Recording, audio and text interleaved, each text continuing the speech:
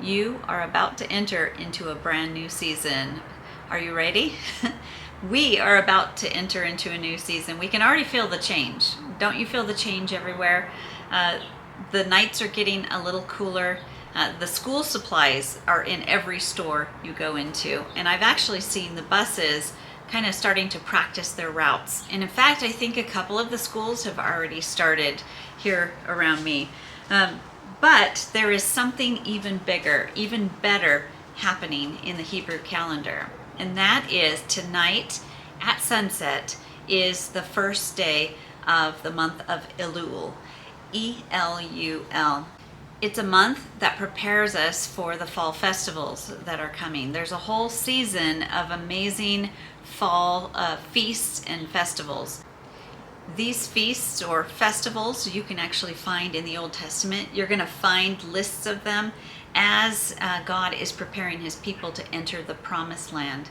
So the really exciting part about that is maybe you've been in a season of your life that's been difficult. Maybe you've been in a season of your life that's been just really hard and chaotic. Or maybe you've been in a season where it's been hard to hear God's voice. Maybe it's been a season where you felt like he was kind of distant. Well, now we are entering a season where he draws close, where he comes down to dwell with us. I think they say the king is in the field for this season. If you want to be blessed, just look up Elul, the month of Elul, and you will find so many amazing videos. This is just a quick video where I'm going to go over 5 things that I'm looking forward to in the month of Elul. And number 1 is it's a wake-up call. Sometimes we can get into the grind of the everyday life. We're going to work, we're getting up, we're cleaning. For me lately, it's been laundry, dishes, baking bread, preparing meals for people, trying to do my job of, bridal seamstress, trying to create videos. And there can be that humdrum that probably causes us sometimes to go into autopilot. So it's a time to wake up. It's really interesting that in traditional Judaism, that this month, the shofar, which is kind of like a trumpet, notice in your Bible when you're reading in the Old Testament, you hear Feast of Trumpets. That is actually a holiday that's coming up really quickly. And this is a shofar. This is a small one. They also have them in the really long, it's a ram's horn. And so there's some really great significance in that, and I won't go into all of that. But every day in traditional Judaism, they say that they would sound the shofar every morning to wake them up. And it was a time to wake up the Israelites spiritually because God's about to do something. And so maybe if we are in a sleeping mode, sleeping through life spiritually, physically, and we're just in survival mode, it's a time to wake up. He's saying wake up spiritually. And so number 2, the thing I'm going to be leaning into is how am I going to respond to the call? He's waking me up spiritually, and am I going to listen and am I going to respond? How am I going to respond? In Ephesians 5:14, I believe it is, it says, wake up, sleeper, rise from the dead, and Christ will shine on you. Well, that just fits into, I've been getting verses on light all year long. That just fits right into my year of light. Wake up, sleeper, rise from the dead. Woo! I had a squirrel. Wake up. That scared me. Wake up. Here. There. Oh my gosh, that scared me to death. Squirrel at my feet. Wake up, sleeper, and respond. Listen in to the Father's voice and respond to his wake-up call. How are you going to respond this month? And the third one is second chances or mercy. God is ready this month to give second chances, to give you mercy. And he draws that in. He draws us in and gives us that mercy.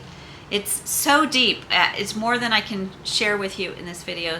So I would just urge you to go and seek more videos on this topic. It's so good. Fourth is restoration. This is the month that he begins to restore. In the previous month, it was the month of Av, and that is traditionally the month in history where the two temples were destroyed, or the Israelites were brought into captivity. Throughout history, you can see one thing after another has happened on the 9th of Av. It's really interesting that God has this pattern of doing things. We always ask, why does evil happen? Sometimes God allows it because of our sin, because of our stubbornness, because of our stiff-necked. He called his people stiff-necked people who continually refuse to abide by his rules or to lean in. They always wanted another God. They always trusted something else besides him. And so there's this pattern of him bringing them into hard times, bringing them into captivity. And what that did is actually put them back on a pattern of restoration. When sometimes we have to hit the rock bottom before we're ready for God to restore us, and for us to maybe break our will, or for us to be humble enough to come back to him. Well, the month of Elul is actually his mercy, his restoration, him bringing his people back. It says that he comes and dwells with the people. It was traditionally the time of year where the king would come down out of his palace and come down into where the people were and pitch a tent and kind of be with his people, get to know his people. And so God does that as well. He's with us always. But these are some interesting patterns that throughout the history of the Jewish people, they have tradition in these and they fit the biblical stories. So there's a pattern, which is really cool. So I think the other really exciting thing is that we are studying John chapter 21, and it's all talking about Peter and how he was restored by Jesus, how Jesus gave him a second chance, he gave him mercy, he gave him a clean slate, he had a fresh start. And that's what this month coming up is all about. So how exciting is that our Bible reading is actually matching what's going on in God's timeline. And the fifth thing, and I'll close with this, is that it's leading us into celebration. Because the fall festivals are coming in the next Hebrew month, and they start right away, it's preparing our hearts. It's having us wake up. It's having us examine ourselves and really be ready to dwell with God, have him come and dwell with us, and get ready for the Day of Atonement, to really assess the last year and the relationships that we've had. Is there someone that we need to forgive for something that they've done to us? Or is there someone we need to ask forgiveness from? And so it's a time of kind of correction so that we can walk forward in the mercy and the grace. And then we can celebrate. And it kind of, the whole culmination of this ends with the Feast of Tabernacles, Sukkot, where we sit under a tent in our backyard, no matter how cold it gets, and we dwell with God. We sit with him. He comes and dwells with us, which is a picture of our sweet Jesus, who in John chapter 1, it says that he came and he dwelt among us.